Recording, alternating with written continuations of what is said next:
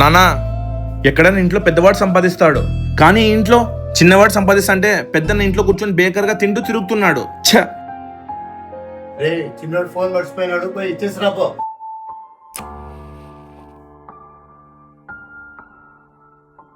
ఇదిగోరా నీ ఫోన్ ఇంట్లోనే మర్చిపోయినావు. ఎందుకురా చెడలో అట్లనే నేర్చుకుంటున్నావు? నా ఇష్టం వచ్చినట్లు నేను ఉంటా. ఫస్ట్ జాబ్ తెచ్చుకొని డబ్బులు సంపాదించి అప్పుడు మాట్లాడు.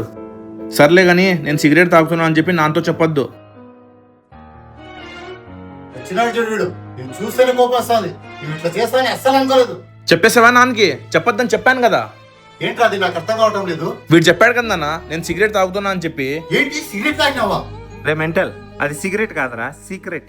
నానా, మీకు మొన్న 1,00,000 రూపాయలు ఇచ్చాను కదా, అది చిన్నోడు ఇచ్చిందే.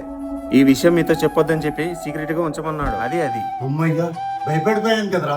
ఏం అలవాట్లు నేర్చుకుంటాడో ఏమో నీ వీడు. అది సిగరెట్ కాదు, సీక్రెట్.